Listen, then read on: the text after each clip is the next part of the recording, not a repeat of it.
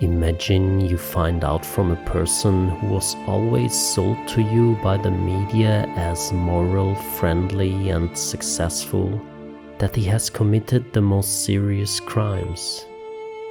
How often do we experience this in our time? How do you react when you hear an unpleasant truth? There are moments in life when we don't want things to be true. Our view of the world is shaken. The totality of all ideas about the world and ourselves are thrown into disarray. Many convictions which carry our worldview as a basis work unconsciously. These beliefs are literally fundamental to our lives. It has a life-threatening effect on the inner world we have built up over the years when an unpleasant truth emerges and pulls the rug out from under us. Strong emotions are attached to our worldview, and so we often defend it with all means. Only the truth seeker in us is the one who is ready to change his worldview at any time. He has recognized how healing and good the truth is. The love of truth is the only way to freedom. But it is precisely this love that we resist far too often. Our self-image is coupled to our worldview. It is uncomfortable to admit something, to let go and to say goodbye to the misconception.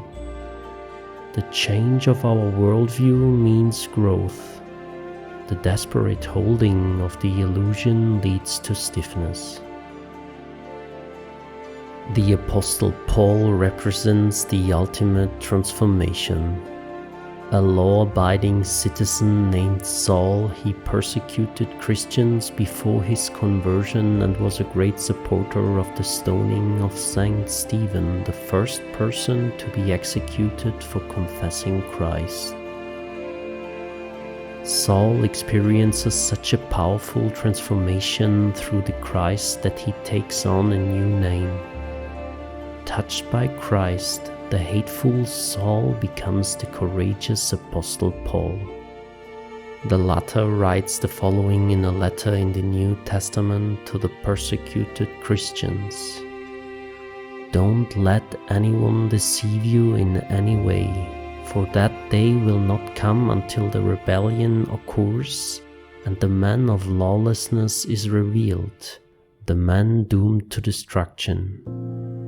He will oppose and will exalt himself over everything that is called God or is worshipped, so that he sets himself up in God's temple, proclaiming himself to be God. Don't you remember that when I was with you, I used to tell you these things?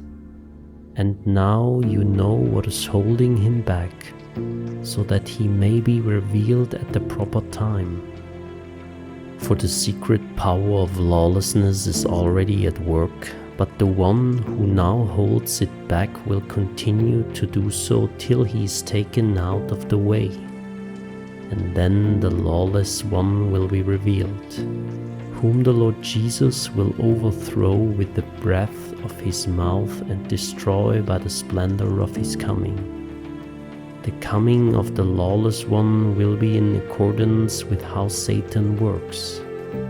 He will use all sorts of displays of power through signs and wonders that serve the lie, and all the ways that wickedness deceives those who are perishing. They perish because they refuse to love the truth and so be saved. For this reason, God sends them a powerful delusion so that they will believe the lie, and so that all will be condemned who have not believed the truth but have delighted in wickedness.